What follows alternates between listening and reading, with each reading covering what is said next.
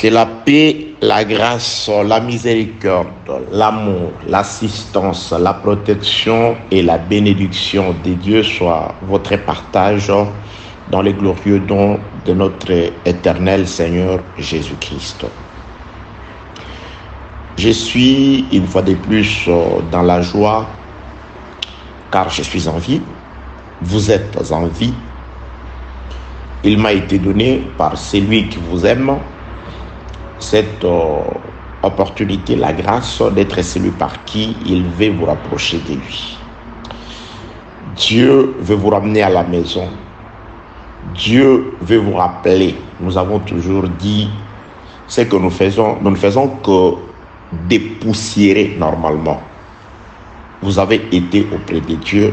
Vous avez connu ces choses.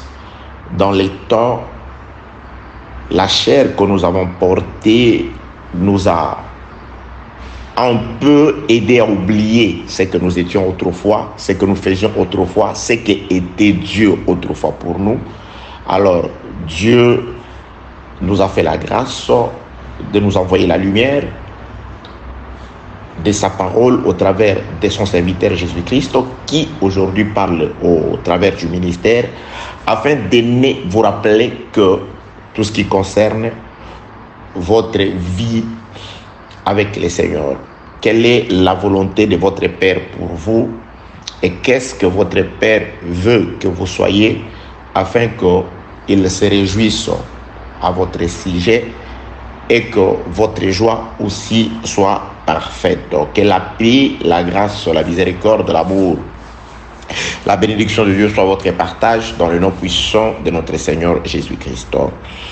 Les découronnements du roi des Rabbats, audio numéro 12. Prenons sans plus tarder les Saintes Écritures. Je suis dans le second livre de Samuel.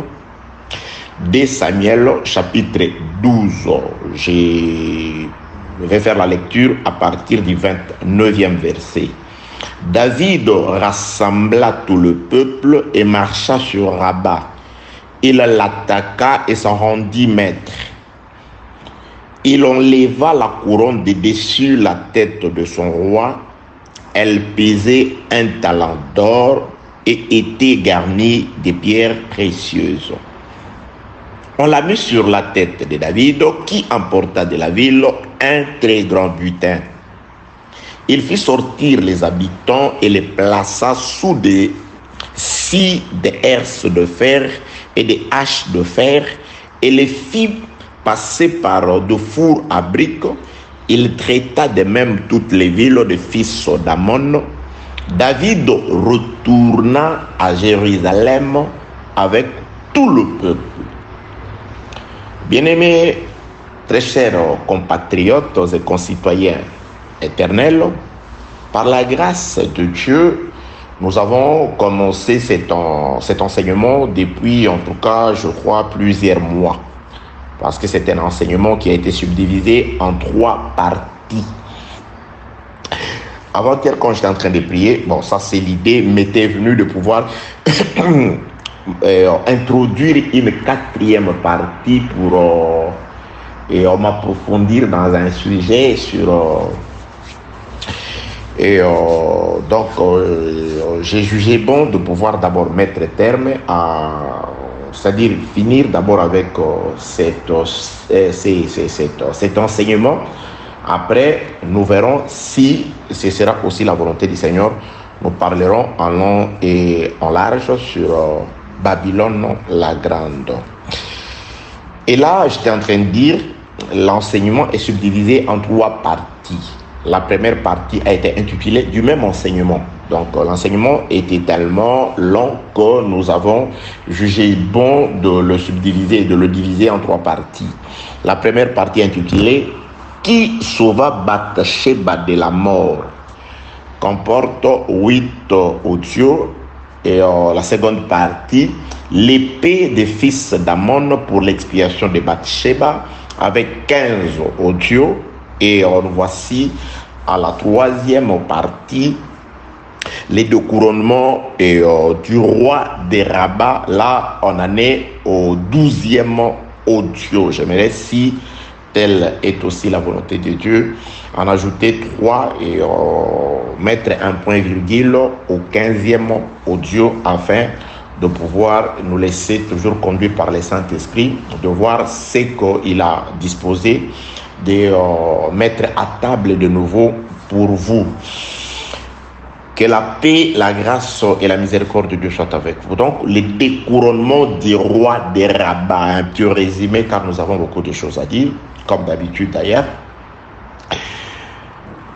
Dans la portion des Écritures que nous venons de lire, il s'agit du roi David qui va faire la guerre, qui va quitter son territoire, son royaume d'Israël, pour aller faire la guerre au roi des Ammonites, qui s'appelle Hanoun. David va commencer par confisquer la couronne qui était sur la tête de ces derniers. Il la pose sur sa tête. Donc la couronne fait un transfert allant de la tête du roi des Rabbats vers la tête de David.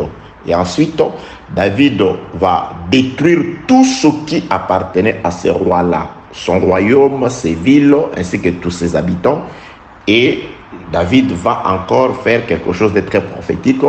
Il va ramener tout le peuple à Jérusalem. Cela veut dire quoi?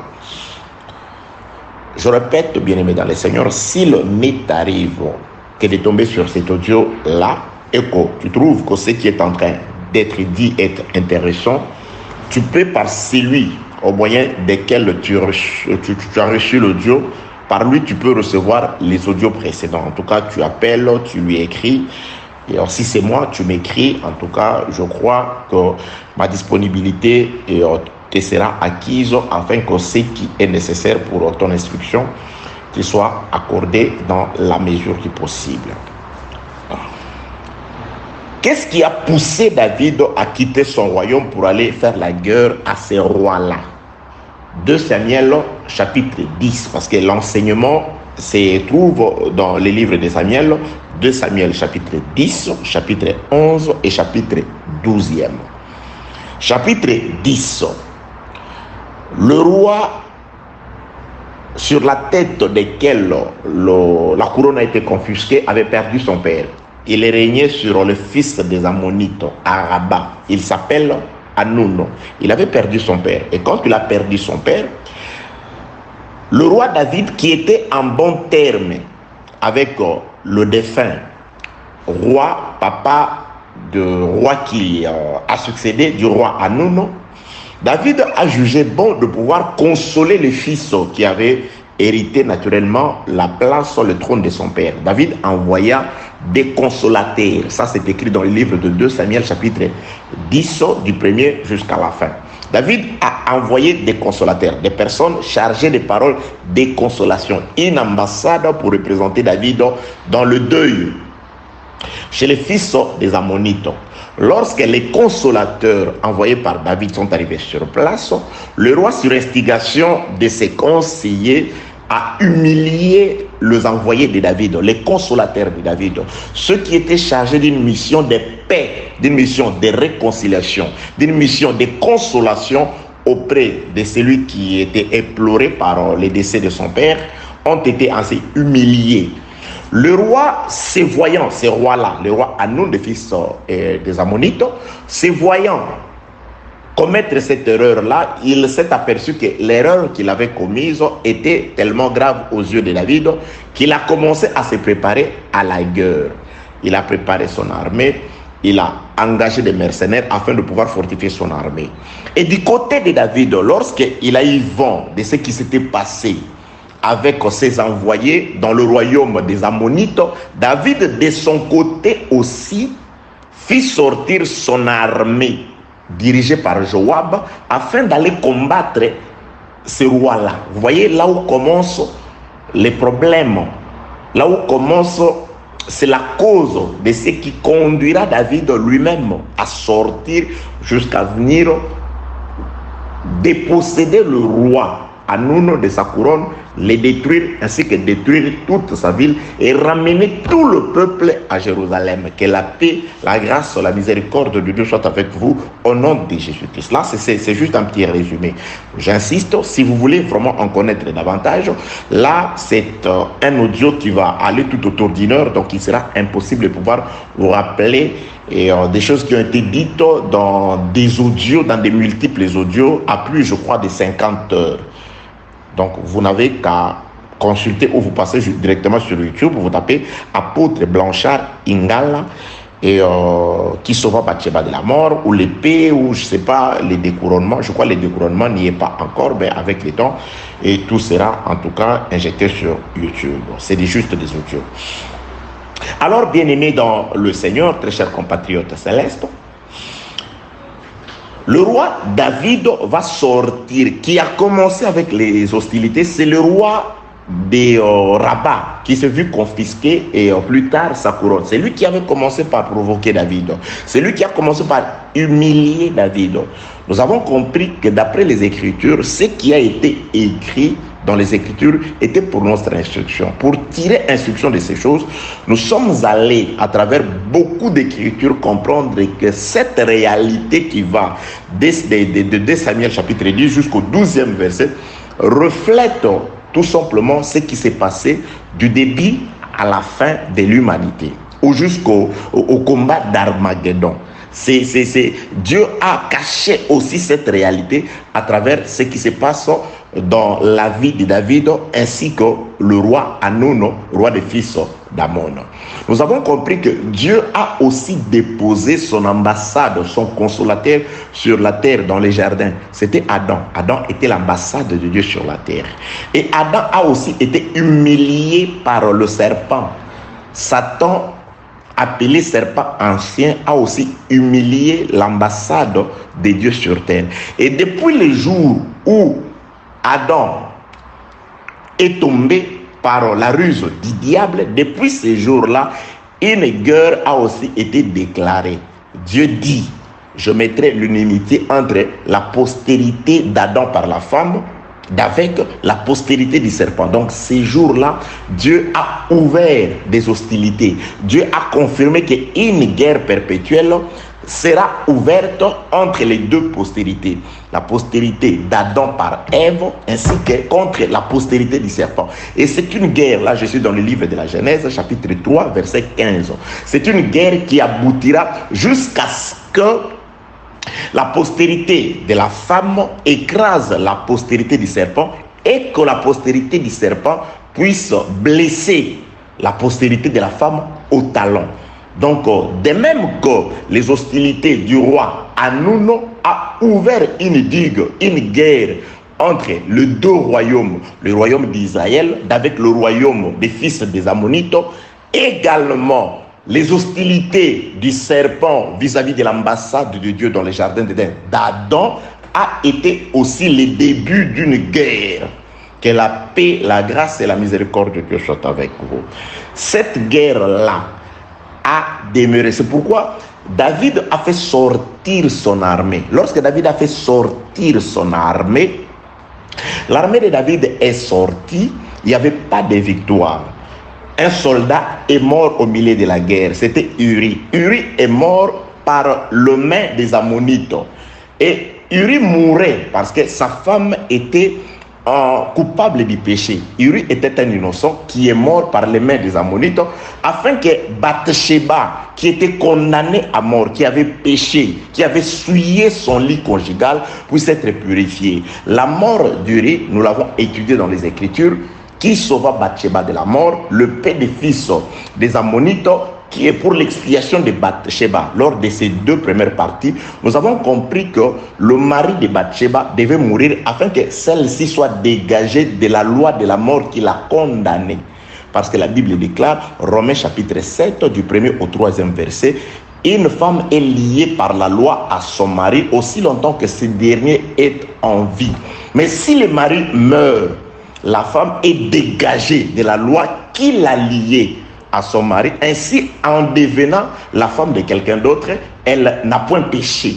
C'est pourquoi il était nécessaire que Uri meurt pour la sanctification de Bathsheba, parce que Uri était le mari de Bathsheba. Nous, idem, l'humanité, l'Église, nous avons autrefois été la femme de Dieu, parce que c'est Dieu qui nous avait aimés. C'est Dieu qui nous a cherchés. C'est Dieu qui nous a formés. C'est Dieu qui nous a donné la vie, le souffle, la supériorité, l'autorité, le pouvoir, la sagesse, l'intelligence. Tous ces dons gratuits et glorieux que Dieu avait donnés à Adam. Et nous avons péché, nous avons désobéi. Adam était devenu coupable du péché. Mais qu'est-ce que Dieu a fait? Dieu devait venir sauver, mourir pour Adam. Donc, celui qui a aimé, le premier mari d'Adam, c'était Dieu qui l'avait aimé, qui lui avait donné sa sémence, sa vie, ses faveurs. À la croix, c'était Dieu dans un corps d'homme. En Jésus a habité corporellement toute la plénitude de la divinité. C'était Dieu dans un corps d'homme qui devait mourir pour sauver sa femme. C'est pourquoi pour Bathsheba aussi, il fallait que son mari Uri vienne mourir pour elle. Uri est morte, Bathsheba, Uri est mort plutôt. Bathsheba est entrée dans la maison des deuils, elle a pleuré son mari. Le temps que nous sommes en train de traverser, l'Église est en train de traverser après la mort du véritable Uri qui est Jésus à la croix, notre mari. Nous sommes dans la maison de deuil et après le deuil, au terme du deuil, Bathsheba est montée dans la maison royale. Elle est devenue l'épouse du roi. Nous aussi, la fin du deuil, nous remonterons. Nous partirons dans la maison du roi afin de devenir l'épouse du roi. Que la paix, la grâce et la miséricorde de Dieu soient avec vous. Ça, c'est juste un résumé. Donc, la guerre a commencé depuis les hostilités du roi Hanun. Et dans cette guerre, David n'est pas sorti. Il est resté, il a juste envoyé l'armée. L'Éternel Dieu est resté dans son trône. Il a juste envoyé son armée. Et Uri est mort au milieu de la guerre. Par qui? Entre les mains de ceux-là même par qui les hostilités avaient commencé. Nous reprenons cela. Adam est mort. Il est tombé par qui? Par Satan. Et au milieu de la guerre, pendant qu'il y avait l'inimitié, un autre serviteur de Dieu, Jésus-Christ, le second Adam, il doit mourir. Par qui? Par le même qui avait fait tomber le premier Adam. C'est pourquoi la Bible déclare, Jésus-Christ prit le morceau de pain, il le trempa et remit à Judas. Lorsqu'il lui eut mangé, Judas eut mangé les pains trempés, Satan entra dans Judas. Et Jésus-Christ dit à Satan qui était dans Judas, lève-toi. Ce que tu as à faire, fais-le promptement. C'est-à-dire, les diables, c'est par les diables que le premier Adam, le serpent ancien, a séduit, il a fait chuter le premier Adam. Et c'est aussi par le même serpent, Satan, qui entra dans Judas, que le second Adam est aussi tombé quant à la chair. Je parle de la mort de notre Seigneur Jésus-Christ. Que la paix, la grâce et la miséricorde de Dieu soient avec vous. C'est pourquoi les Ammonites qui avaient humilié les envoyés de David, 2 Samuel chapitre 10, c'est les mêmes Ammonites qui ont aussi humilié par qui est aussi tombé Uri, 2 Samuel chapitre 11e. Après ces choses, alors que dans les Écritures, 2 Samuel chapitre 12, David lui-même doit sortir. Quand David sort, il vient combattre et récupérer la couronne du roi Hanun. Nous sommes partis pour étudier la couronne. Qu'est-ce qu'est la couronne? La Bible déclare la couronne du roi Hanun pesait 1 talent d'or et elle était garnie de pierres précieuses. Nous sommes allés dans les Écritures. Dans le livre d'Exode chapitre 25, c'est là où nous avons compris que pour fabriquer les chandeliers d'or, les chandeliers qui éclairaient les sanctuaires, on a employé 1 talent d'or pour la fabrication du chandelier ainsi que de tous ces ustensiles. Donc la lumière qui a éclairé les sanctuaires, on a utilisé le même poids d'or que le poids qui contenait la couronne du roi Hanun qui a été confisquée par le roi David. Nous avons compris par là que lorsque l'ambassade de Dieu est tombée, lorsque Adam a chuté, parce que Adam était la lumière dans les jardins, Adam éclairait, Adam illuminait, Adam, grâce à Adam, la terre était dans la paix, la terre produisait les bons fruits. Mais Adam, lorsqu'il est tombé, nous avons compris que la chute d'Adam, Adam a perdu une lumière. Toute l'humanité a perdu une lumière. Donc, les ténèbres a régné sur la terre. Il y a eu une lampe qui s'était éteinte. Adam a perdu le pouvoir, il a perdu la gloire, il a perdu l'autorité. Et qui a reçu le pouvoir, qui a reçu l'autorité, c'était celui qui a fait tomber Adam. C'est pourquoi Dieu dit à Adam, tu redeviendras la poussière, tu deviendras la poussière, tu retourneras à la poussière. Et Dieu donna l'autorité au serpent. Il dit, toi serpent, tu mangeras la poussière.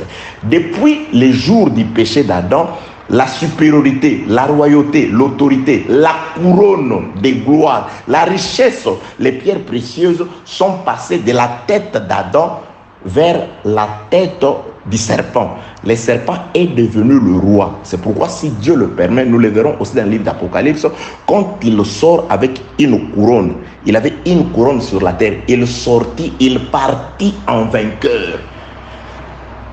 Ésaïe chapitre 14 l'appelle le vainqueur des nations. Il y a des gens qui ne comprennent pas pourquoi on appelle Jésus-Christ le plus que vainqueur. Ce n'est pas parce que, non, c'est parce qu'il a vaincu les vainqueurs des nations. Le diable avait vaincu toute la terre, toutes les nations étaient son pouvoir. Mais Jésus-Christ est venu le vaincre. Il a vaincu les vainqueurs, c'est pourquoi il est le plus que vainqueur. Ésaïe chapitre 14, vous commencez au premier verset, vous descendez, vous allez trouver qu'on l'appelle le vainqueur des nations. Il avait certainement par Adam, parce que nous tous qui existons sommes sortis d'Adam.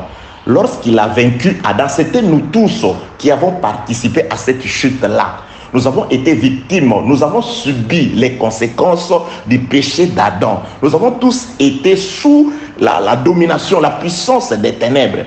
Et il y avait un décret qui avait été écrit sur nous, contre nous. Il dominait sur nous, il régnait sur nous. C'est pourquoi Jésus-Christ, quand il vient comme David afin d'arracher la brebis qui était déjà dans la gueule du lion, qui était déjà entre les pattes de l'ours. David poursuit la brebis qui avait déjà été capturée. Nous avons déjà été capturés. Nous étions sa nourriture sur sa gueule. Nous étions à sa merci sur ses griffes. Il a combattu à la croix, il nous a retiré l'œuvre de la croix. Jésus-Christ a combattu et vaincu spirituellement les vainqueurs des nations. C'est pourquoi il est les plus que vainqueur. Que Dieu vous bénisse. Que la paix de Dieu soit avec vous. Que la grâce de Dieu soit avec vous. Que la miséricorde de Dieu soit avec vous. Que la puissance de Dieu agisse sur vous afin que soit manifesté par vous que réellement Jésus-Christ a vaincu celui qui autrefois était le vainqueur des nations. Il est le roi des rois. Il est le seigneur des seigneurs. Que les règnes de Jésus soient manifestés dans ta vie au nom de Jésus-Christ. Que la gloire de Jésus, que la lumière du Saint-Esprit éclaire, illumine ta vie au nom de Jésus-Christ. Paix de Dieu sur toi, bien-aimé, dans le Seigneur. Donc, bien-aimé, voilà, c'est sur quoi nous sommes en train de parler. Donc là, je suis juste en train de pouvoir résumer. Mais chaque fois que nous résumons, le Saint-Esprit ajoute encore des mots, toujours dans le but de pouvoir te faire comprendre la volonté de Dieu, de ton Dieu. Toujours dans l'objectif de pouvoir t'approcher, te rapprocher encore de ton Dieu. Tu es trop loin de Dieu, bien-aimé dans le Seigneur. À travers ce que tu fais, à travers comment tu vis, Dieu veut que tu t'approches de lui. Il est la lumière. Dieu veut t'éclairer. Dieu veut te protéger des sceptres ou du sceptre des ténèbres, de flèches endiablées du malin. Il n'y a qu'auprès de Dieu que se trouve la véritable sécurité. Il n'y a que dans la parole. Et la parole ne se déclare pas, mais la parole c'est vie. La parole c'est une vie. La parole c'est une manière de vivre. La parole c'est une façon d'agir. La parole c'est une façon de penser différente de tout le monde, différente du monde. La parole nous conduit à l'égard. La parole nous fait sortir de Jérusalem pour aller hors de la ville, là où notre Seigneur a été crucifié. La parole fait de nous le peuple de Gozen, un territoire sur le territoire égyptien, mais à part. Que la paix de Dieu soit avec vous. La parole fait de nous des hommes mis à part. le petit troupeau, à qui la lumière a été réservée, à qui la révélation a été réservée, à qui les capacités ont été données de pouvoir dominer la chair, marcher sur les serpents, marcher sur les scorpions, marcher sur toute la puissance de l'ennemi, et que rien ne puisse plus jamais vous nuire au nom de Jésus. Bien-aimés, les promesses de Dieu ne sont ni hypothétiques, ni fallacieuses. C'est des promesses vraies. Mais elles ne s'accomplissent qu'en son lieu, pas à son temps. Le temps est accompli. Mais c'est aussi le problème des lieux. Es-tu là où s'accomplissent les promesses? Bien-aimés dans les Seigneurs, le problème c'est le pain. Il y a sécheresse sur toute la surface de la terre. Mais le pain est quelque part. Il suffit juste de connaître l'adresse du pain et de se déplacer, d'y aller. Il y avait sécheresse, mais le pain était en Égypte. Qui cherche le pain doit se déplacer pour aller en Égypte. Il ne faut pas dire il n'y a que de faux, voilà, l'évangile n'est plus comme avant. Non, non, non, ça c'est toi qui penses. Dieu n'a pas changé. Dieu continue sa marche. Dieu continue de parler. La pluie est là, il pleut toujours. Mais peut-être la zone où tu te trouves, elle est désertique. Il faut te renseigner comme Rahab. Rahab, à cette époque, il n'y avait pas de téléphone. À cette époque, il n'y avait pas Internet. Mais elle était au courant de tout ce que l'Éternel Dieu avait fait par Israël. Il a dit aux espions, nous savons ce que votre Dieu a fait. Comment il a renversé le roi. Comment il a terrorisé le roi. Voilà, ici, toute la ville tremble devant vous. Connaissant ce que l'Éternel Dieu avait fait, la connaissance, Rahab a risqué sa vie pour les espions. Elle dit, je risque ma vie pour vous. C'est grâce à la connaissance. Elle a ouï dire ce que Dieu avait dit. Bien-aimé, par la foi aujourd'hui, grâce soit rendue à Dieu, tu écoutes cet évangile. Dieu t'annonce ce qu'il a fait et ce qu'il est en train de faire. J'ai dit, il y a famine, certes. Il y a trop de faux. On dit n'importe quoi dans bien des milliers. Mais sachez, quoi qu'il y a famine, quoi qu'il y a sécheresse partout, regarde la zone où tu es. Tu es peut-être sur Canaan, mais ce n'est plus le moment de Canaan. C'est le moment de se déplacer, d'aller en Égypte, d'aller chercher les pains. Et tu ne peux pas trouver les pains si tu ne trouves pas Joseph. Où est Joseph? Là où est le pain. Là où est le pain. Qui cherche le pain trouve Joseph. Qui cherche le pain rencontre Joseph. Qui cherche la parole rencontre Christ. Bien-aimé dans le Seigneur, que la paix de Dieu soit avec vous au nom de Jésus-Christ. Tu es sur Kalahari ou je ne sais pas, désert de Sarah. Je ne sais pas, tu attends, tu pries. Non, non, non, déplace-toi. Là où il n'y a pas la parole, tu pries. Mais qu'est-ce que tu attends là-bas? Il faut connaître. Le temps est là. La promesse est accomplie. Il avait promis, il répandra de son esprit sur toute chair. Mais là où tu es, n'est-ce pas une vallée d'ossements secs? Il n'y a pas la chair, bien-aimé dans le Seigneur. Parce qu'il n'y a pas la chair qui reçoit l'esprit si on n'ordonne pas, premièrement, là je suis dans Ézéchiel chapitre 37, si on n'ordonne pas à Ézéchiel de prophétiser sur les eaux, il faut d'abord écouter la parole de la prophétie. Et on dit à Ézéchiel de dire aux eaux secs, écoutez la parole de l'Éternel. Là où est la parole de l'Éternel, l'Éternel vous donne d'abord la chair et les nerfs. Quand vous recevez la chair et les nerfs, c'est alors qu'il peut répandre de son esprit sur la chair. Le Saint-Esprit descend là où il y a la parole. Car le Saint-Esprit t'aide à respecter la parole que tu écoutes. Le Saint-Esprit t'aide à marcher selon la parole que tu écoutes. Le Saint-Esprit t'aide à manifester la puissance décrite dans la parole, selon la parole, dans l'analogie de la parole. Le Saint-Esprit t'ouvre les yeux sur le respect des bornes.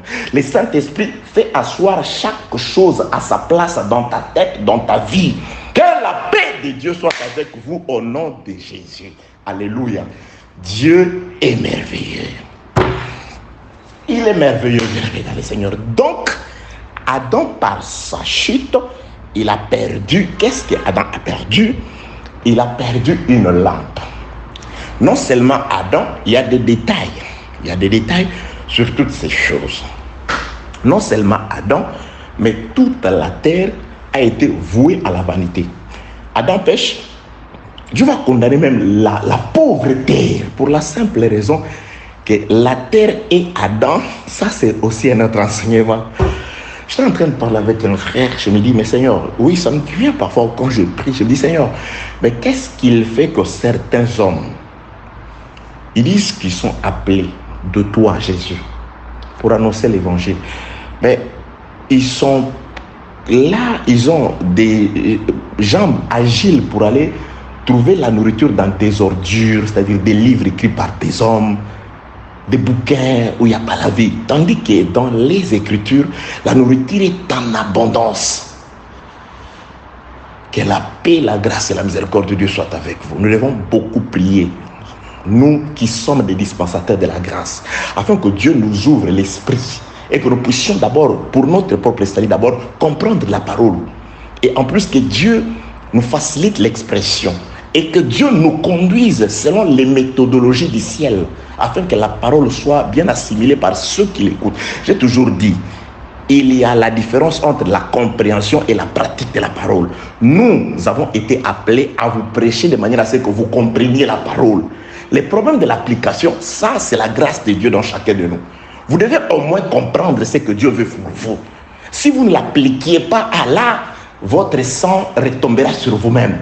Mais lorsque nous, on complique encore les choses, lorsque la parole, nous la présentons comme de l'algèbre, j'insiste parce que, oui, moi, j'aime écouter. Mais parfois, quand j'écoute déjà avec la petite connaissance que Dieu m'a donnée, quand je ne comprends pas déjà, je me dis, Seigneur, et si je ne peux pas... Bon, Dieu fait grâce. Et c'est quoi l'essor de mes pauvres frères et sœurs qui sont dans l'église ou presque ces professeurs d'université, ces professeurs de polytechnique? Que la paix de Dieu soit avec vous au nom de Jésus-Christ. Donc nous devons prêcher de manière à ce que les gens comprennent et que le Saint-Esprit les aide à appliquer ce dont ils ont compris par nous. Prions le Seigneur afin que la grâce nous soit accordée de bien expliquer. Oui, c'est comme ça que moi je prie. Je dis, Dieu, ça ne sert à rien de me bourrer de connaissances si je ne suis pas capable, bon, je parle en tant que prédicateur, si je ne suis pas capable de pouvoir bien expliquer cette connaissance aux gens sans que toi tu m'expliques. Parce que toi, quand tu m'expliques, les choses sont claires. Alors il faut que tu me donnes aussi, mon Dieu, Papa, la capacité de pouvoir, comme toi, expliquer aussi de manière claire. Jésus-Christ dit, je parle, il n'y a pas encore le Saint-Esprit sur vous, c'est difficile que vous compreniez. Mais quand je reviendrai dans mon costume du Saint-Esprit, là, je vous expliquerai les choses de manière claire, simple et distincte. C'est pourquoi les apôtres nous ont allégé la tâche en ce qui concerne comment Dieu a parlé aux Israélites à travers la loi. Que la paix de Dieu soit avec vous au nom de Jésus-Christ. Donc, bien-aimés dans le Seigneur, très chers compatriotes célestes, lorsque Adam a péché plutôt, quand il a péché, il a perdu dans une bataille la royauté, les pouvoirs. La royauté est passée d'Adam vers les serpents, les vainqueurs des nations. Il a dominé. Attends, je vous cherche ces passages des Écritures. Hein? Je vous cherche les passages des Écritures, c'est un livre de Ésaïe. Ésaïe, chapitre 14. Hein? Oui, chapitre 14. Voilà. Ésaïe chapitre 14, verset 12. Te voilà tombé du ciel, astre brillant, fils de l'aurore, tu es abattu à terre. Toi, le vainqueur des nations, tu disais à ton cœur, je monterai au ciel. Je lèverai mon trône au-dessus des étoiles de Dieu. Ça a aussi égaré beaucoup de prédicateurs. Satan a été créé sur la terre. Il disait, je vais monter au ciel. Frère, ça c'est des prophéties. Monter au ciel ici, ce n'est pas une montée physique. Placer son trône sur les étoiles, c'est ce que le serpent a fait. Il y avait un trône sur Adam. C'était la parole de Dieu qui trônait sur Adam. Parce que par Adam, nous tous, les étoiles de Dieu y étions. Lorsque Adam seul a chuté, c'était toutes les étoiles. Je sais pas. Ok. On garde ça. Verset 12. Oui, ne montez pas guerre. Le temps. Ésaïe chapitre 14, verset 12. Te voilà tombé du ciel, astre brillant, fils de l'aurore. Tu es abattu à terre. Toi, les vainqueurs des nations. Donc, ici, le diable, on le présente, c'est-à-dire le vainqueur des nations chute. La chute des vainqueurs des nations, c'est dans deux temps. L'œuvre de la croix l'a aussi fait tomber. C'est ce que nous sommes en train de dire. Il est parti de quelque part vers un autre endroit. C'est pourquoi nous parlons du transfert qui s'est fait dans la vie du fou de Gadara. Les démons qui sont sortis du corps du fou de Gadara vers les troupeaux de pourceaux. Et les troupeaux de pourceaux doivent changer d'endroit. Ils doivent quitter le territoire de Gadara pour aller dans la mer. La mer, c'est une nation, c'est un pays. Oui, nous allons le voir, le frère Pierre dit, vous êtes une nation sainte. C'est-à-dire, le fou de Gadara est libéré, il est dégagé d'un esprit qui comportait plusieurs esprits. Parce que c'était un esprit, mais dans lequel il y avait une légion. C'était Satan et ses disciples et ses ministres. Ils ont tous été chassés du fou de Gadara. Ils ont délogé, on les a délogés d'un territoire et ils sont allés vers un autre territoire, les pourceaux. Nous sommes en train d'étudier les pourceaux et les pourceaux doivent changer des milliers. Ils doivent aller dans la mer. Ils doivent devenir, c'est-à-dire ils doivent quitter le corps du fou de Gadara pour devenir les habitants, transiter par les pourceaux et les pourceaux vont se noyer dans la mer. La mer sera polluée. La mer sera polluée. C'est pourquoi la mer est polluée. Il y a des gens qui vont, il va puiser dans la mer et il va donner aux enfants. Parfois, quand je suis certaines prédications, certains se disent, mais Seigneur, comment ce monsieur est en train de faire ingurgiter au peuple de Dieu de l'eau de la mer dans lesquelles il y a les pourceaux qui contenaient les esprits qui sont sortis du fou de Gadara. C'est-à-dire des choses sorties de nulle part. Des choses qu'on ne peut localiser dans les Écritures. Que la paix, la grâce et la miséricorde soient avec vous. Donc, ici, je parle de ce que, de la gloire. Adam était un roi. Par sa chute, il a, par sa faute, fait devenir au Satan. Il est devenu le vainqueur des nations. Il a vaincu les nations. C'est pourquoi, Apocalypse chapitre 5, je passe. Et attendez, je donne des flashs, je vais donner des détails. Ne vous en faites pas. Si je ne maîtrise pas quelque chose, je n'enseigne pas. Si vous voyez enseigner sur quelque chose, c'est que Dieu m'a fait grâce de maîtriser ça, de répondre à toutes les questions environnant la question. Dieu ne m'a pas fait la grâce de pouvoir... Oui, j'approuve certains de mes bien-aimés prédicateurs qui prêchent. Je vais prêcher sur les livres d'Apocalypse. Il commence Apocalypse 1 jusqu'à... En tout cas, moi, je bénis Dieu pour une telle grâce. Mais personnellement, je ne suis pas capable de prêcher comme ça. Il y a toujours des zones d'ombre dans chaque livre pour moi. Mais le peu que Dieu me montre des mariages des Écritures, là, je maîtrise. Donc, il y a des bien-aimés, en tout cas, qui sont vraiment fabuleux. Je bénis, que Dieu le bénisse.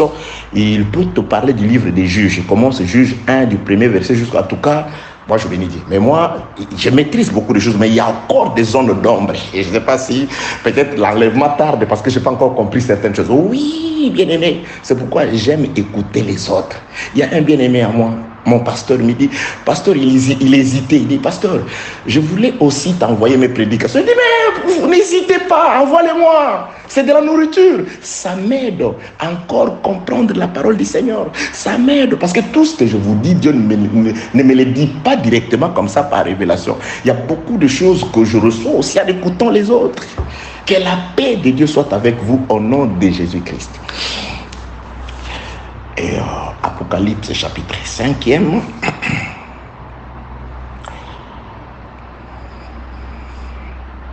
Apocalypse chapitre 6.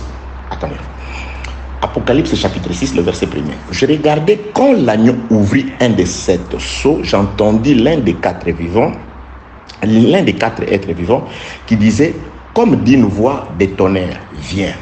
Je regardais et voici parut un cheval blanc. Celui qui les montait avait un arc. Une couronne lui fit donner. Et il partit en vainqueur pour vaincre. Il partit en vainqueur pour vaincre. Bien aimé, vous prêchez bien. Mais quand vous dites que cette prophétie ne s'accomplira que lors de la dernière semaine de Daniel, la deuxième portion, vous dites bien, mais vous ne dites pas mieux. Parce que ce qui a été, c'est ce qui est et c'est ce qui sera. Donc, le diable ne commencera pas d'être vainqueur là-bas. Mais il a commencé d'être vainqueur quand Adam a perdu la couronne. Adam était roi. Adam avait la couronne garnie de pierres précieuses d'un talent sur sa tête. Adam était la lumière. Par la chute d'Adam, Adam a perdu de son éclat. Il a perdu la lumière. Et c'est le diable qui a reçu le pouvoir. Il a régné. C'est pourquoi Ésaïe chapitre 14, la Bible l'appelle le vainqueur des nations. Tu vois, Apocalypse 6, verset 4, c'est là où il a commencé de régner. Les ténèbres a régné. La mort a régné depuis Adam. La mort, c'est un homme parce qu'il y a la mort, il y a la vie. Il y a les portes de séjour des morts et il y a les portes éternelles. Quand il est écrit portes éternelles, élevez vos linteaux, un frère a chanté, mais il n'a rien dit. C'est quoi les portes éternelles qui doivent élever les linteaux? Et quand est-ce que ces portes éternelles, selon Psaume, ont élevé les linteaux? Bref, je nous dis ceci. Il y a les portes de séjour des morts, c'est-à-dire les enseignements du diable, parce que les séjours des morts, c'est les diables. Les séjours de vie, la vie éternelle, le royaume de Dieu, c'est Christ. Christ a ses portes par lesquelles il faut entrer. Apocalypse chapitre 21, la ville qui descend, 12 portes et 12 fondements. Donc si vous n'entrez pas par ces portes, vous ne pouvez pas accéder dans la ville. Et il y a aussi des portes de séjour des morts, selon lesquelles Jésus dit: mon église que je bâtirai sur le roc, les portes de séjour des morts ne prévaudront jamais contre elle. Les portes de séjour de vie aujourd'hui, c'est l'enseignement, c'est la parole, l'évangile qui vous introduit dans la paix de Christ, dans le royaume de Christ. Et les portes de séjour des morts, c'est aussi des enseignements du malin qui ont tendance, qui se présentent comme la vérité, mais en soi, c'est des eaux dérobées. C'est le pain du mystère qui se sert chez la folie. Proverbe dit: la folie est aussi une femme brillante. Nous viendrons, c'est ça le pourceau. Ils ont aussi leur nourriture. Gloire à Dieu. Bien-aimés dans le Seigneur, Dieu nous aime. C'est pourquoi il nous explique ces choses, afin que nous ayons des yeux ouverts, afin que nous ne recevons pas toute prédication comme, je ne sais pas, l'argent comptant. Non, non, non, non, non. Examinez toutes choses. Examinez toutes choses. Examinez toutes choses. Je suis dans le livre d'Apocalypse parce que nous parlons de la chute d'Adam. Parce que plus tard, David sort pour récupérer la couronne d'un talent. La couronne d'un talent gardée de pierres précieuses, c'est le chandelier, c'est une lumière, c'est la gloire, c'est le pouvoir. Luc chapitre 4, le verset 5. Satan présente à Jésus la couronne, cette couronne ici que vous voyez dans l'Apocalypse. Mais tu ne peux pas seulement renvoyer ça plus tard, que lorsqu'il régnera pendant le silence. Non, frère, tu vois, mais ta vision est un peu floue. Elle est un peu floue. L'osso, TV, ça la moi, l'osso, mon cœur.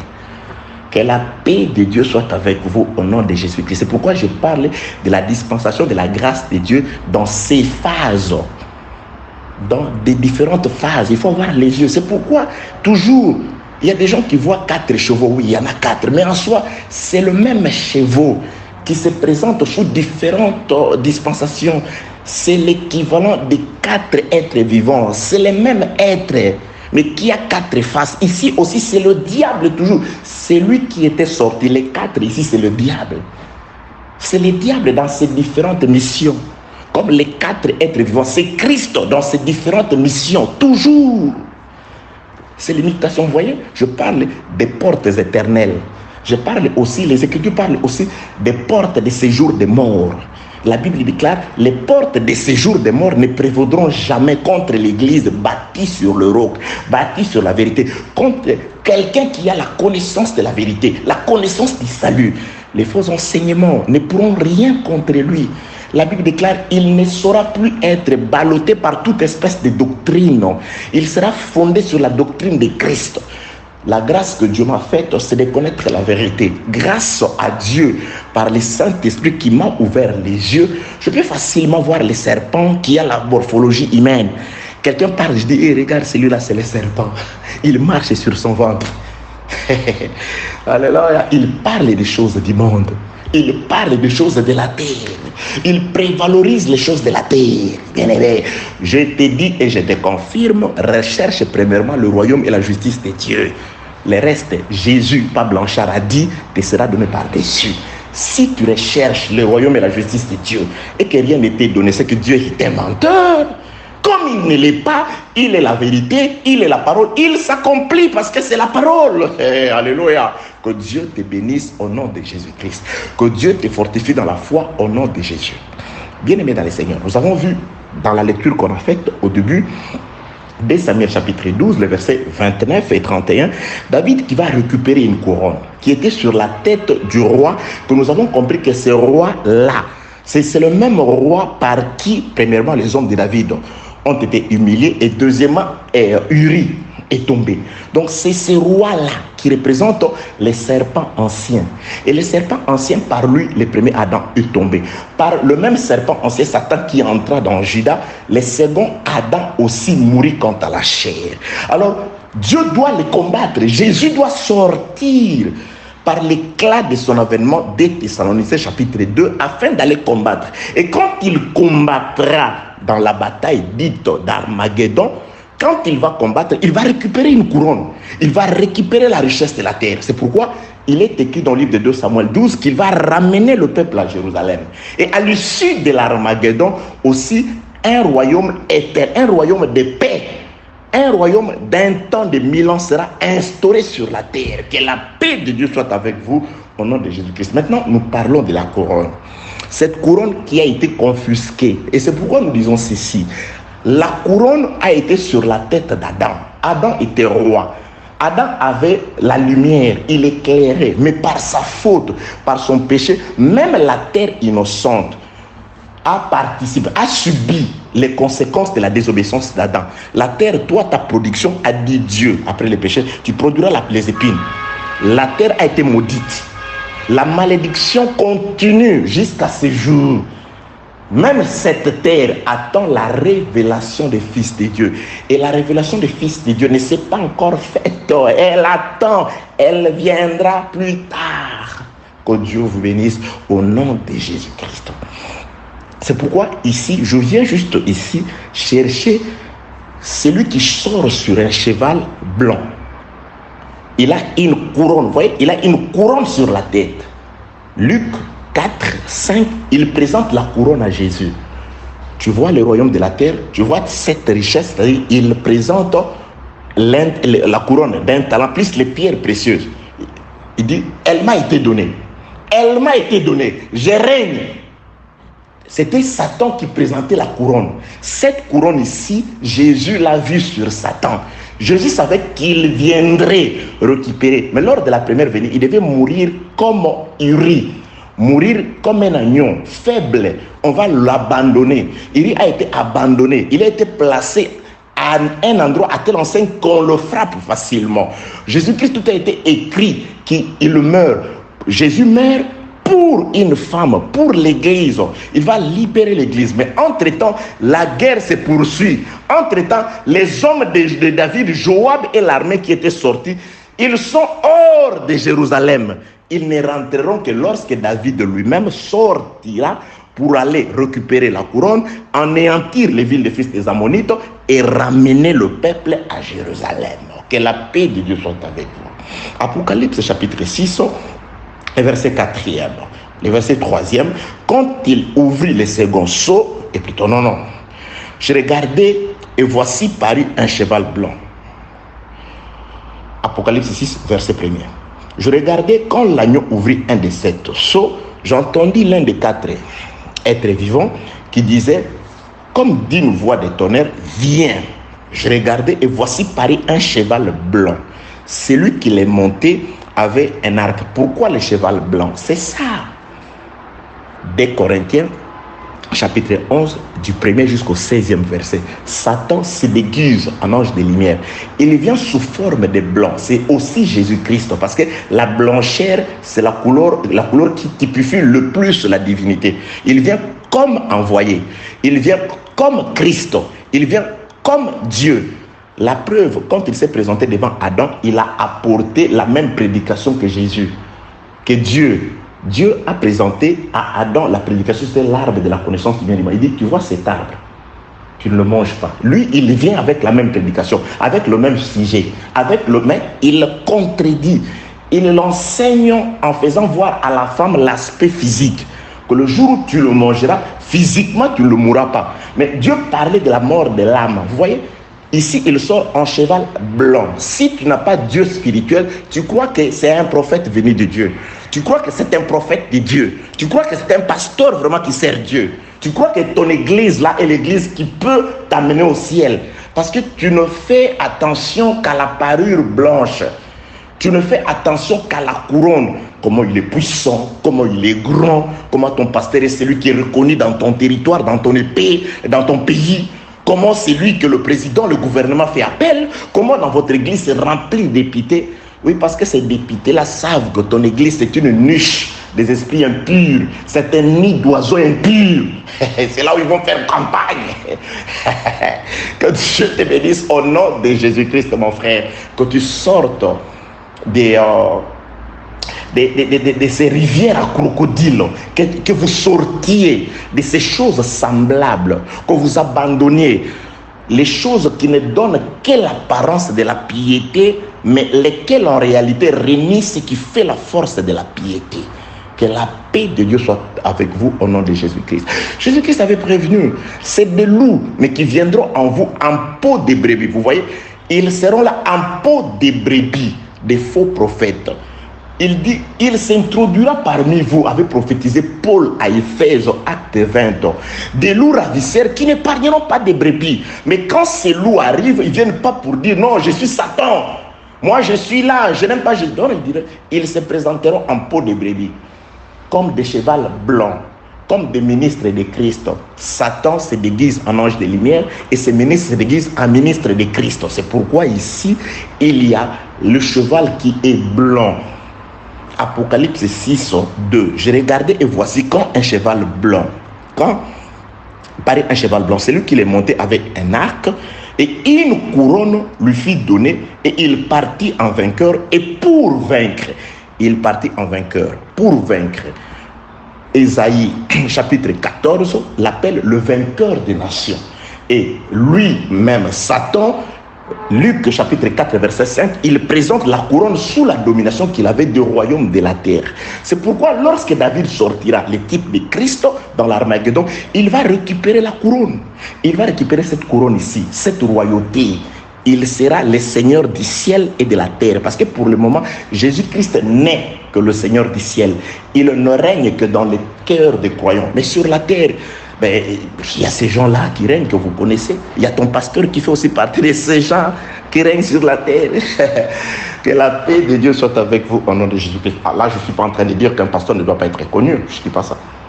Jean-Baptiste était connu. Jésus était connu. Paul était connu. Pierre était connu. Mais que vous soyez connus pour la vérité. Parce que la Bible déclare, lorsque les apôtres ont parlé, je suis dans les actes des apôtres, ils furent reconnus pour avoir été avec Jésus. Les gens les reconnus pour avoir été avec Jésus. On ne les a pas reconnus. On n'a pas reconnu Pierre comme pécheur. On ne l'a pas reconnu dans leurs anciens travaux, non. Parce que Pierre était un pêcheur, pêche les poissons, pêcheur reconnu. Mais on ne l'a pas reconnu par rapport à son ancienne profession, non. On l'a reconnu pour avoir été avec Jésus. Ils se sont dit, mais c'est des gens du peuple sans instruction. Mais comment s'exprime-t-il ainsi? Ils furent reconnus pour avoir été avec Jésus. Bien, mais que tu sois reconnu pour avoir été avec Jésus dans les Écritures et non pour ton ancienne profession. Il y a des gens qui sont toujours reconnus pour leur ancienne profession. Celui-là, mais c'est lui le grand coureur. C'est lui dont je te parlais là, c'est lui. Rien qui montre la vie nouvelle que tu prétends voir, rien ne l'exprime. À part, tu veux qu'on t'appelle pasteur, mais le travail d'un pasteur, il est invisible, mon cher, mon frère. Le travail d'un apôtre, il est peut-être visible quand tu parles à l'église, mais dans ton quartier. Tes voisins peuvent-ils témoigner que tu mérites vraiment d'être, tu es pasteur, que tu es enfant de Dieu, que tu es une fille de Dieu? Est-ce que partout où tu passes, on sait que tu es marié? Partout. Là, je chuchote. Est-ce que tout le monde sait que tu es marié? Que la paix de Dieu soit avec vous au nom de Jésus-Christ. Oh, les temps. Alors, Apocalypse chapitre 6, pourquoi j'ai dit Apocalypse? Parce que vous voyez, nous parlons de la couronne, bien-aimé dans le Seigneur. Le roi qui est découronné. J'ai dit tout simplement qu'un talent d'or garni de pierres précieuses, c'est une couronne qui avait perdu l'ambassade de Dieu, qui avait perdu le consolateur que Dieu avait placé dans le jardin Adam. Il a perdu la gloire. Et cette gloire, Adam qui devait être roi, mais ici on voit un autre. Il est sur le cheval, il a un arc, il a une couronne et il partit pour vaincre. Donc c'est un vainqueur des nations. Effectivement, Apocalypse chapitre 6, Ésaïe 14 les confirme. Oui, Paul, dans le livre de Romains, il confirme que la terre tout entière, les ténèbres a régné, que cette terre est jusqu'à ce jour, c'est un vainqueur, il a encore la couronne. Cette terre est sous la puissance des ténèbres. Donc Apocalypse chapitre 6, c'était accompli, il s'accomplit et il s'accomplira, mais dans différentes phases. C'est ça, dans différentes phases. Il ne faut pas être, je ne sais pas, extrémiste. Non, là-bas seulement, non. Écoutez aussi les autres. Ah oui. Très chers apôtres, il faut que vous puissiez avoir la connaissance. Parce que vous veillez sur la maison. Bien sûr, vous veillez sur la maison. Les docteurs peuvent venir, ils essayent de... Mais quand ils construisent un peu en désordre, non. Ça, c'est ton domaine, mais avec la connaissance que j'ai de la prophétie, là, tu vas frapper à côté et rentrer comme ça. Ah oui. Que la paix de Dieu soit avec vous au nom de Jésus-Christ. Donc, le temps ne nous permettra pas. Je prépare autre chose, le Seigneur nous conduit. C'est comme ça, les Saint-Esprit. Mais l'essentiel est qu'on respecte ce que Dieu nous avait mis à l'esprit de vous dire. Qu'est-ce que Dieu veut que vous sachiez, surtout pour aujourd'hui? Il veut que vous reconnaissiez que nous avons été, par notre premier parent, un roi. On a perdu la royauté par la chute. Alors, lorsque Adam tombe, Dieu prononce un décret de guerre entre deux postérités. Genèse 3, 15. Je mettrai l'unanimité. Donc c'est pourquoi jusqu'à ce jour, bien aimé dans le Seigneur, le frère Paul confirme, il n'y a pas de rapport entre la lumière et les ténèbres, il n'y en a pas. Le frère Jean, on le lui dit, quand tu n'es ni chaud ni froid, on te rejette. C'est-à-dire que tu es au milieu entre la lumière et les ténèbres. Non, du temps d'Élie, il a dit, pourquoi, jusqu'à quand clocherez-vous de deux côtés? Soit vous choisissez Baal, soit vous venez à l'Éternel. Il n'y a pas de rapport. Je suis un peu de Christ, un peu, voilà, comme certaines personnes. Le monde a arrangé un terme. Il dit, je suis croyant, mais pas pratiquant. Et ça passe. Oui, ça passe. Il est croyant, mais pas pratiquant. On pratique ce qu'on croit. Quand on ne pratique pas ce qu'on croit, on n'est pas croyant. Ça n'existe pas. Croyant, pas pratiquant. Ça veut dire que tu ne crois rien. Ce que tu crois là ne sauve pas. Peut-être c'est ta foi du monde. Oui, c'est comme ça. Il y a des gens qui sont à l'aise. Pas pour justifier leur position. Surtout les gens qui sont dans les gouvernements qu'on sort tellement. Et certains pays sont déclarés officiellement laïcs. Alors, il ne doit pas avouer complètement sa foi. Il dit, je suis croyant catholique, je suis croyant chrétien, non pratiquant. Il y a aussi certaines personnes, laissez-les, c'est un croyant non pratiquant. Frère, si tu suis ça, c'est un langage de la terre, du monde, c'est-à-dire diabolique. Un croyant, c'est quelqu'un qui pratique la foi. Car la croyance, c'est la foi. La foi sans œuvre, disent les Écritures, n'existe pas. Comme le corps est mort, le corps sans âme est mort, la foi sans les œuvres est nulle. Donc la foi, la croyance, c'est par rapport aux œuvres, c'est par rapport à la marche selon la direction indiquée par la croyance, par la foi. C'est ça. La foi dit marcher comme ça. Toi, tu marches tu prends la direction contraire. Tu dis je suis croyant, mais pas pratiquant. Et non, ils ont la raté. Ça n'existe pas. Voilà. Que la paix de Dieu soit avec vous au nom de Jésus-Christ. Je suis venu ici pour nous faire comprendre, ici c'est-à-dire Apocalypse, parce que devant moi j'ai les livres d'Apocalypse chapitre 6 ouverts. Et voilà.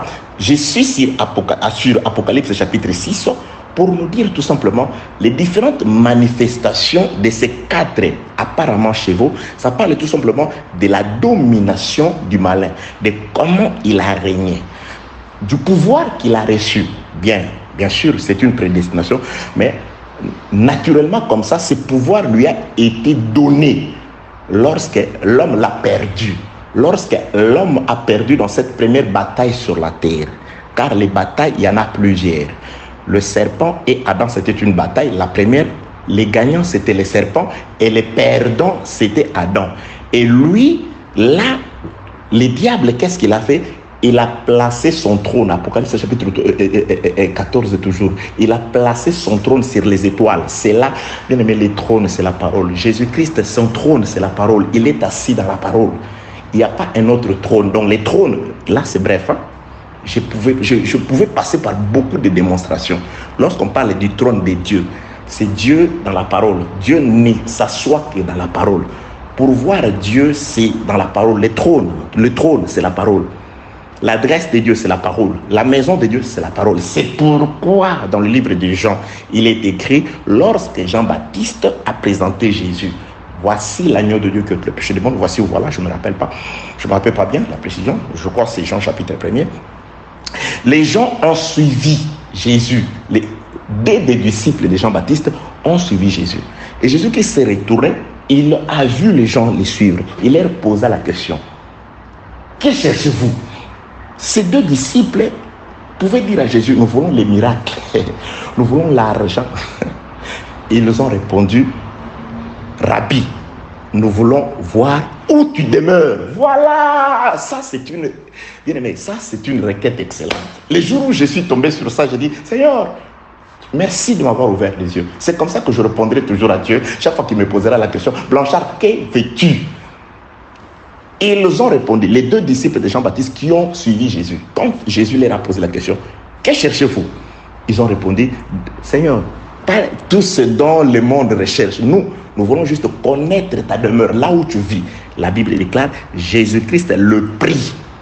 Et ils restèrent avec lui dans la même maison avec Jésus pendant 2 jours. Bien aimé, c'est ça. Il faut connaître l'adresse de Dieu. Cherchez où il vit. Et venez y rester. Il est dans la parole.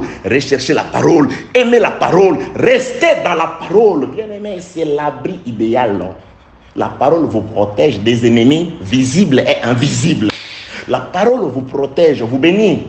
La Bible déclare la piété, c'est-à-dire la pratique de la parole, la vie de la parole, comporte une double promesse dans la vie présente et dans la vie éternelle.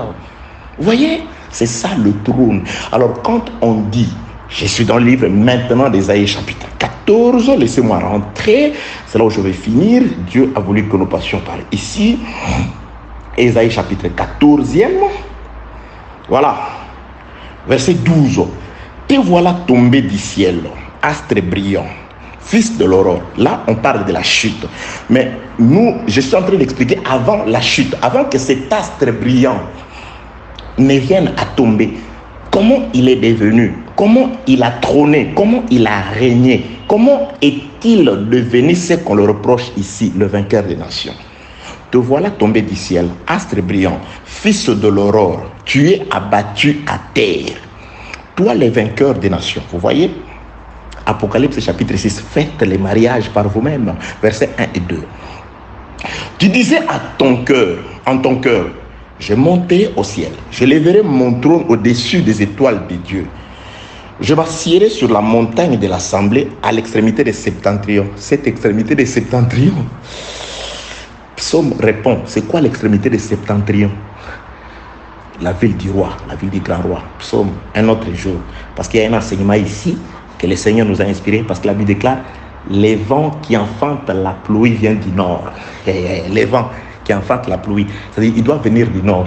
Si vous voulez voir les vents qui enfantent la pluie, où que tu sois, il faut localiser le nord. Où se trouve le nord? Ah, ça c'est proverbe. Hein? Les vents, les pères de la pluie, il vient du nord. C'est-à-dire quand un vent ne vient pas du nord, c'est qu'il ne va pas enfanter la pluie. Bon, je ne suis pas dans les choses naturelles, ça c'est biblique. Bon, le nord, c'est les septentrions aussi. Hein? C'est comme l'est, c'est l'Orient. L'ouest, c'est l'Occident. Le sud, c'est le midi. Le nord, c'est aussi les septentrions. Donc ici, quand on parle des septentrions, on parle du nord, c'est-à-dire à l'extrémité du nord. Mais qu'est-ce qu'il y a à l'extrémité du nord? Psaume répond qu'il y a une ville à l'extrémité du nord.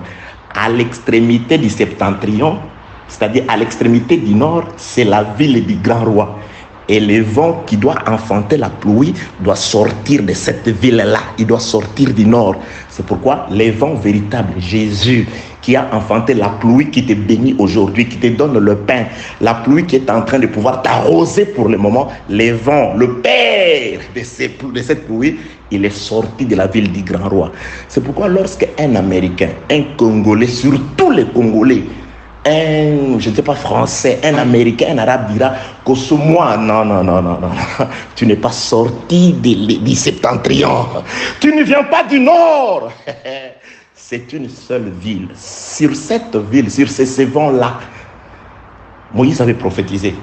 Dieu vous suscitera d'entre vos frères, c'est-à-dire de la ville du grand roi, de la ville qui est à l'extrémité du septentrion, à l'extrémité du nord, de cette ville-là, sortira un vent et c'est ce vent-là qui enfantera la pluie.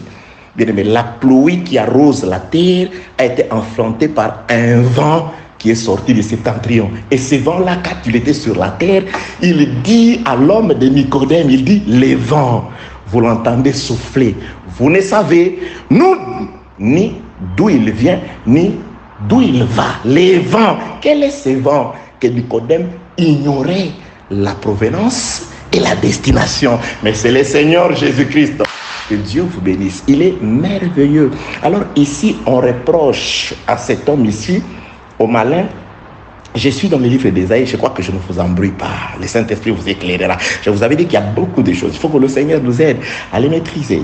Et il faut que Dieu nous aide aussi à vous les transmettre de manière à ce que vous puissiez saisir, comprendre, et que vous marchiez, que vous ayez les yeux ouverts afin de pouvoir distinguer le blanc du noir, le vrai du faux. Alléluia. Je finis ici, Ésaïe chapitre 14. Verset 12e. Te voilà tombé du ciel, astre brillant, fils de l'aurore. Tu es abattu à terre, toi les vainqueurs des nations. Tu disais à ton cœur, je monterai au ciel, je lèverai mon trône au-dessus des étoiles des dieux. Je m'assierai sur la montagne de l'assemblée à l'extrémité des septentrions, c'est-à-dire je régnerai sur Jérusalem. Je monterai sur les sommets des nues, je serai semblable au Très-Haut. Oui, ok, je ne l'explique pas. Mais 2 Thessaloniciens chapitre 2 s'accomplit aussi ici. C'est pourquoi je dis, ce règne ici est parti depuis la chute d'Adam. Il a récupéré le règne, il a récupéré le pouvoir, il a régné à la croix, il a été spirituellement vaincu. On a arraché une portion de gens, l'église à Gozen, la lumière est restée.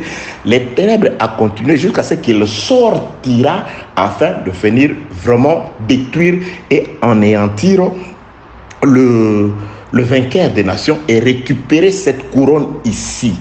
Donc le vainqueur des nations ici, c'est l'ennemi. Nous sommes partis de ceci aujourd'hui. Je commencer par la lecture sur David qui sort, qui va combattre le roi Hanoun et récupérer la couronne.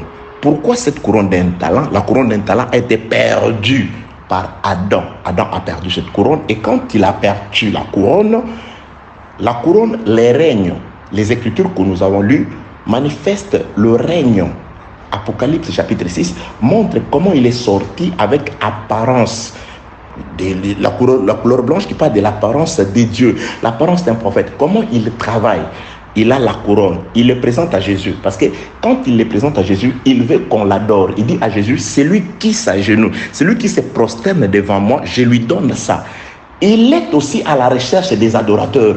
La même mission que Jésus. Jean chapitre 4, Jésus-Christ dit, ceux qui adorent le Père en esprit et en vérité, ce sont ces adorateurs que le Père demande. Jésus, vous voyez les diables, ils ont la même mission. Les diables, il propose la couronne pour ceux qui l'adorent, pour les adorateurs selon lui. Et Jésus aussi réserve la couronne, une couronne sur la tête de ceux qui adoreront le Père en esprit et en vérité. C'est pourquoi je dis, c'est des missions qui sont comme semblables. Si Dieu ne fait pas grâce, tu vas être envoûté par l'esprit de l'erreur. Certaines personnes, comme ils n'ont pas voulu recevoir la vérité, accepter la vérité, Dieu leur a justement envoyé cette puissance d'égarement. afin qu'ils croient aux mensonges. Parce que les mensonges est un pain, mais un pain de mystère. Les mensonges est une eau, mais une eau dérobée, cachée, détournée. Que la paix de Dieu soit avec vous. Donc je finis à Ésaïe chapitre 14, verset 13. Disais à ton cœur, je monterai au ciel. Je lèverai mon trône au-dessus des étoiles de Dieu. Il a d'abord commencé. Par Adam, il a élevé son trône. Sur la tête d'Adam était le trône de Dieu, la parole de Dieu, le pouvoir et l'autorité de Dieu. Maintenant, comme Pierre dit, tout homme est esclave de ceux qui triomphent de lui. Quand Adam obéissait, il était esclave de Dieu. Le trône de Dieu était sur lui. Quand Adam a désobéi, il a cessé d'être sous le trône de Dieu. Il est passé du trône de Dieu, du pouvoir de l'autorité de Dieu, au trône de Satan. C'est pourquoi le Satan, diable, a mangé la poussière. Il a, comme la mort, dominé sur Adam. Il a, comme les ténèbres, couvert toutes les surfaces de la terre. C'est ça l'expression placer son trône au-dessus des étoiles. Et ça s'est accompli avec Adam, ça s'accomplira encore, car il va régner, il cherchera à prendre la place de Dieu. Il entrera dans les sanctuaires. Il voudra qu'il soit adoré comme Dieu. Mais aujourd'hui aussi, si cela va arriver, ça arrive. Il y a des gens qui adorent la pensée de l'homme dans leur cœur. Il y a des gens qui ont dans leur cœur leurs pasteurs, leurs prophètes, leurs apôtres. Le prophète lui dit, tu dois te promener partout avec ma photo sur ta poitrine. Tu dis, mais c'est pas comme ça. Il dit, non, non, non, c'est lui mon sauveur. J'étais malade, c'est lui. Je n'avais pas d'enfant, c'est lui. C'est lui. C'est lui. Quand je n'ai pas l'argent, c'est lui. C'est lui. Non, il refuse la parole de Dieu. Et là, vous voyez comment déjà, quand il viendra entrer dans les trônes pour être adoré plus tard, mais aujourd'hui déjà, il est dans plusieurs cœurs aujourd'hui. La Bible déclare, ne savez-vous pas que vous êtes le temple du Saint-Esprit et que l'Esprit de Dieu, la parole, habite en vous? Lorsque la parole de l'homme, la pensée de l'homme habite en toi, finalement déjà, il est entré dans toi, il règne déjà dans un temple que tu es. Pour aujourd'hui, que celui qui a créé la cieux et la terre vous bénisse au nom de Jésus-Christ.